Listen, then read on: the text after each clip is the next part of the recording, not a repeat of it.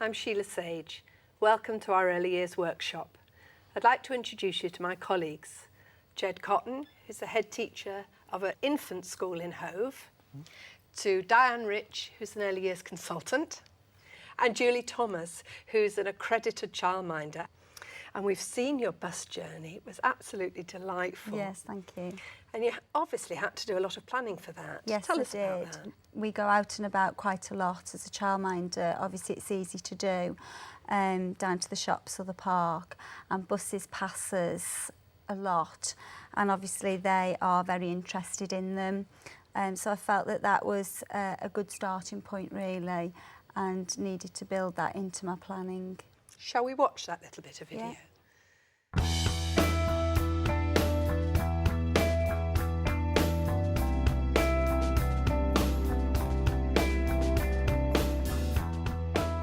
I wanted to see what they actually got out of the journey going on the bus and what they actually took in. Right, and what sort of things do you think you could do?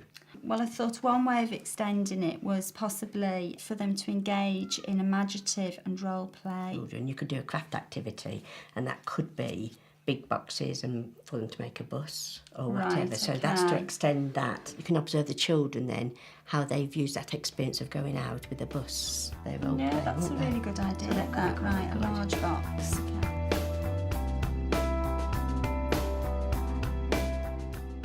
Jeb, we know that planning's important, but how do we feature the children in this? Well, I think what was really nice to see was in that planning episode, the children were the focus of the planning. You'd obviously observed, you knew them well, and you'd picked up a sense of their interests. And then you were looking through the stepping stones to see where their interests could also give you opportunities to give them a range of experiences within the curriculum. But have we done people a disservice, Diane, sometimes by expecting them to plan everything out of existence? Well, I think the starting point for any planning has to be exactly what Julie did, and that is the children. It was that spark of, oh, they're interested in this. How can I take it on? How can I develop them? It's planning derived from children, not children fitted into the template of early learning goals and stepping stones. And I think that that's sometimes where people do feel sort of straitjacketed and squashed into a model that is not appropriate for the needs of very young children. Absolutely. But with all of that planning, you need to still have the resources, the free resources that you had out in the garden. Let's look at those.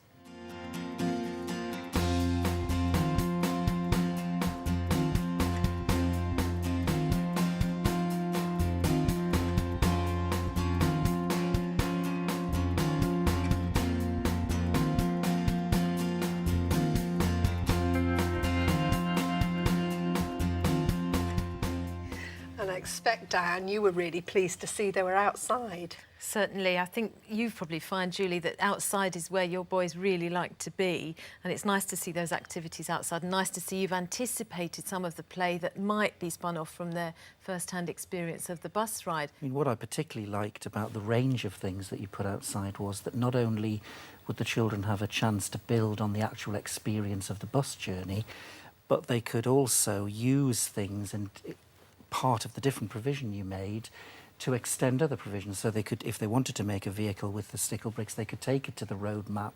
They might take it to the painting area and actually want of their own bat to paint a picture of it. And I think that sort of linkage or opportunities for linkage across a range of resources is really powerful. And what's nice is that within the resources you've put out, there's a lot of flexibility for those children. You're not directing them and saying you have got to make a bus or you've got to paint a bus or make bus tickets. They could paint anything they want. They could build anything they want. They could go to any space in the garden that they want. So you're supporting them, but not directing them. I think that's good. But I think the bus was so important to them, wasn't it? Let's go on the bus journey with them.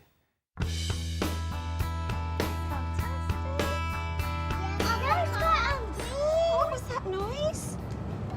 Did you hear the bell? What does that mean when the bell rings? We need to stop. We need to stop, don't we? That means somebody needs to get off. Yeah, that. Oh, another Did you hear it? Another bell? Do you know what this is in the middle of the road here, what it's called? Yeah. Roundabout. A roundabout. Yeah, it's got And we've got arrows. to go round it, haven't we? Yeah. A big Oh. bus. A big bus. But that one looks like our bus, doesn't it? Yeah, 'cause it's got stairs on it, I think. Do you think that one's got stairs on it? Has that one got an upstairs to it? Yeah. Yeah, 'cause it's got top windows and bottom windows. Well done. It's got windows at the top and it's got windows at the bottom. There's a siren. Whoa! Did you I see got that? a siren. Have you? Oh, Oh, can you there's the police car. Oh, we've seen a fire engine and now the police car. Mum's got a bus. Wow. And how many buses? Yeah, it's like cars. It is like ours. Yeah, that's why I love A bus. little bus. There's a big bus and a little bus. Yeah, 'cause that's called a mini bus or like a bus. Do you cinema? Oh, that is the cinema. Well done. Would you like to take a picture of it for me? Right. Wasn't that great? And Jed, you were itching to be on that bus, I could tell.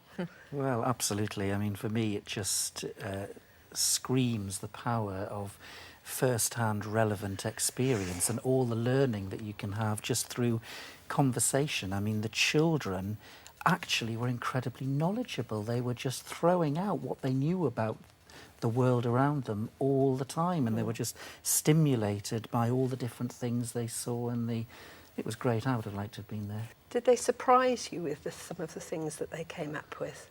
They did surprise me because I'd planned for them obviously to have the experience of the bus, but actually I wanted them to note key features along the route. That was what my Yes. planning was. But what Yes. actually came out of it was just so amazing, that on times it was nice just to sit back and watch and observe them and the language that they used and what they actually visualised themselves was Yes. just wonderful. What did you think, Diane, about when they noticed the cinema and the IT that they used? Well, I mean, for me, it just emphasised your passion for taking the children's interest. I mean, initially we know that the bus ride came about because the boys were interested in buses. But then on the way, they were pointing things out. And when the child said, oh, there's a cinema, you picked up on it and let him take a picture. Some children would have had throwaway cameras and will be quite familiar with taking pictures, but when you're introducing that to children, you've got to encourage them and remind them, hang on, you can choose, this is for you to decide what you take pictures of, and you picked up on his interest and encouraged him to take his own picture. I felt that I wanted to see whether they could actually recall it from memory when we got back. So that was another way of being able to use the camera to record the features along the route. Lovely thing to do, to sequence their journey Yes. and turn it into a book or whatever, or a timeline. Wonderful. Let's see what happened to them when they got off the bus.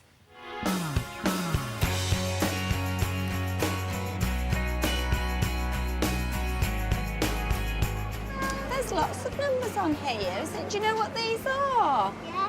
These are the times of the buses. So Yeah. can't see where our bus is because we had a 3 and a 7 and a 7 on our bus, didn't we? Yeah, but And look. oh look, a 3 and a 7 and a 7. Yeah, we went on that That one. was our bus, wasn't it? Yeah, look. Shall we stand here and see if we can see some buses coming? Riley, what numbers are on those buses there? There's a 1 and a 0 and a number 4 And the number 8. and an X on it as well.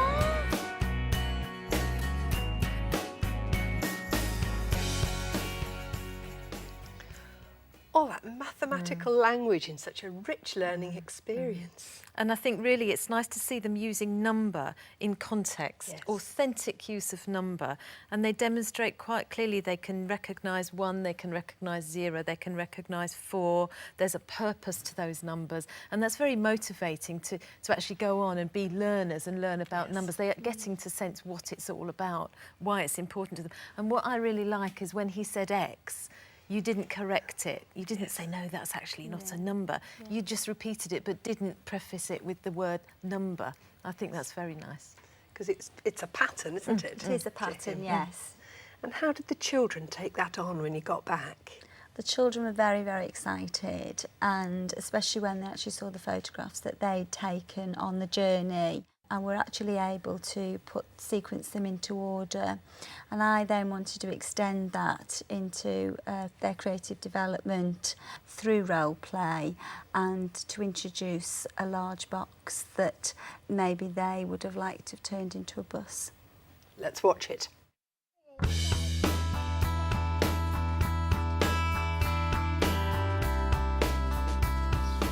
Oh, well done. We did, didn't we? We saw Tesco's. That's where Riley goes shopping with his dad. Then what did we see? What do you think that big box could be? A bus. Do you think it could be a bus? Oh, do you think we could make it look like a bus? Yeah. Shall we go and have a look? Right.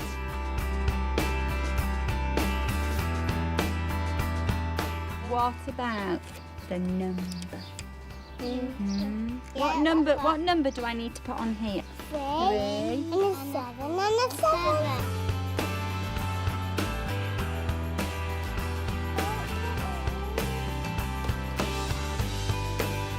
I want to go to the cinema, please.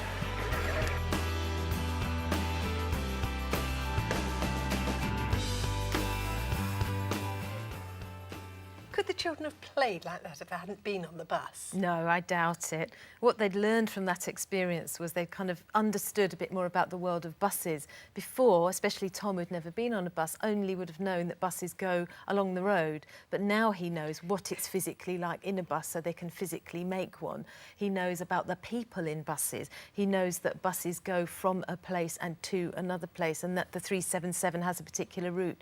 It includes the cinema. And you heard them ask to go to the cinema. They knew that bit about their world. Wonderful experience. First-hand experience. They can only do the incredible if they've had the experience on which to base their playing. I think what they've had is an emotional experience. And I think it's that emotional experience that's given them that opportunity to play so richly, don't you think? Yes, and just the joy of those numbers, the way they remembered the numbers, because it was relevant to them. It was very, very pertinent to a recent experience they'd had, and the numbers were alive because that was the number of their particular bus. Diane, what, for you, are the key learning experiences through that film? Well, I think the key learning experiences for practitioners watching this are that it's important to tune into children and what their interests are and really build on that and let that inform your planning, which is exactly what you've done, Julie.